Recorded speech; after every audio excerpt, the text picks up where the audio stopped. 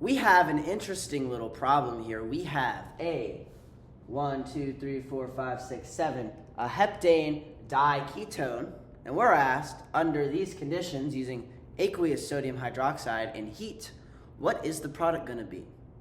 Well, something should stick out to you like a sore thumb if you have taken alpha chemistry, if you're in that course. And if you're watching this video, I assume you are, because this was taken directly from an alpha chemistry section in a textbook.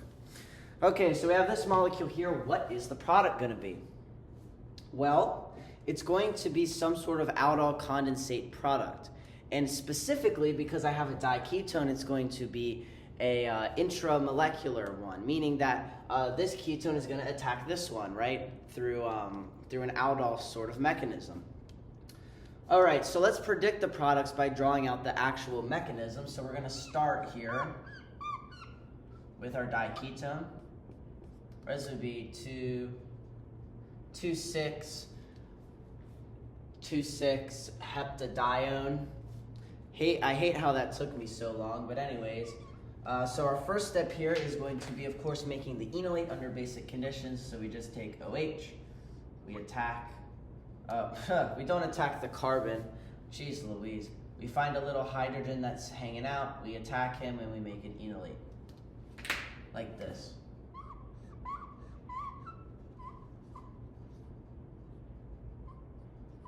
So we notice this nice looking thing here, but what happens next? Well, we remember in aldol condensations that if we have like acetone, for example, or if it would be, we have the enolate version of acetone, and then we have acetone, we know that, okay, a pi bond comes back down, it's gonna push those electrons, and then it's like a bullet, okay? You hit the trigger, it's gonna shoot a bullet. So that's exactly what happens with this, and we attack the ketone, and then we get our 6-carbon product.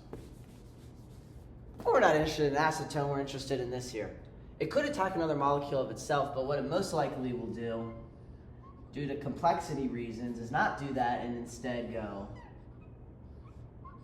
like that, okay?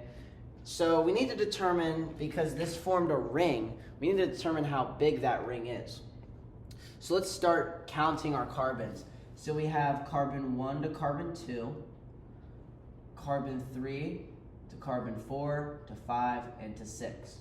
So this is going to be a six-membered carbon. So I'll continue here. We're going to have a 6-membered ring, cyclohexane, and I'll call this carbon 1 right here, just for a frame of reference. We're going to have a carbonyl, okay, 2 to 3, okay, this is 3. We have a oxygen group, but don't forget your carbons. There's one here too that we didn't count. It's still there, and it's going to be right there. Okay, so knowing that this is a base catalyzed mechanism, well, we used base, and if it's catalyzed, we have to reform it. So that's exactly what happens. And I want you to notice what happened here. This oxygen had a negative charge. Atoms don't, or molecules don't like to have negative charges on them. And the atoms which pertain that negative charge are going to try and get rid of that charge. Or it's like playing hot potato. A lot of these crazy carbonyl mechanisms is just oxygen playing hot potato with other oxygens, right? So this oxygen here is like, oh shit, I got a negative charge. He rushes that negative charge onto this oxygen, right? So he has it, all right? This oxygen's unhappy. He's like, oh crap, I got a negative charge. What am I ever going to do? So what happens is he finds water. He's like, oh crap, oh crap, oh crap. Water, you take it. Form NaOH, right? So this will form NaOH again, and it will have a negative charge there. Okay. So, and I kind of like to teach organic chemistry like this, you know. Make it like a little drama series. I think it's a little more bearable if it's like that. So we're going to have our hydroxyl group here and this group here. Okay, so something's going to happen here that's a little bit interesting, and it's a little hard to explain, but it just happens this way. You're asked, because if we're heating the solution, we know that it's going to do some sort of condensation reaction where we remove water, right? Remember from the aldol, if you have that OH but you heat it, it's going to eliminate. Well, what happens here is it can pick two ways. It can pick an unresonance stabilized way, or it can pick a resonance stabilized way. Recall that with a ketone, we'll draw it like this. If I have, say, this hydrogen or this hydrogen, which hydrogen is more yummy to that base?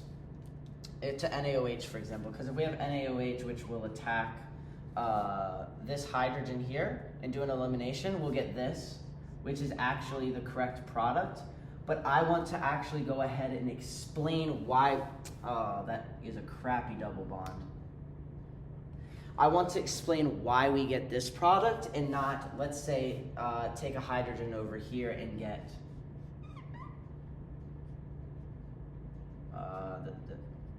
this product. We don't get this one, we get this one. Why is that? It's resonance stability. Let's kind of explain it. Let's go back in time to resonance stabilized compounds. Or actually, I'm gonna go with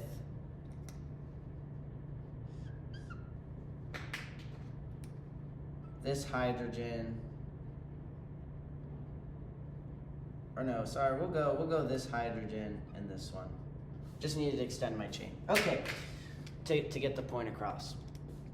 So if I could do it the other way. Ain't that something? I'm gonna do it this way. Sorry, I'm so indecisive in my head. So if I'm gonna ask NaOH which hydrogen I wanna take, I could, okay, so I'll take OH here and I'll attack this one and I'll make a ketone here. Notice that with resonance stability, we can fold in the electrons and give oxygen a negative charge, right? This is gonna be a resonance structure, and it's not a major one, but it's going to allow for our molecule to be quite happy. Alrighty, so if we put it, say, on this one then, so if NaOH attacks this hydrogen, we're gonna get a resonance form where we have a double bond here. There's no resonance here. This double bond is seeing this carbonyl, and it's like, I'm so sad I can't see you, friend. Please, I miss you.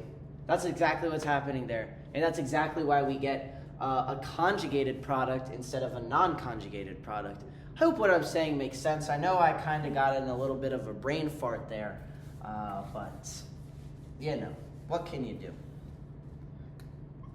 And if my explanation was too long for you, I apologize. There's some people that might not see this, and it's important that we help them see that. So through this process here, we're going to get a 6-carbon conjugated ketone product, an alpha beta unsaturated ketone from the intramolecular aldol condensation. Hope you enjoyed this video. If you did, please drop a like, subscribe, comment if you have any questions. I'd love to answer them, and I hope you have a wonderful day.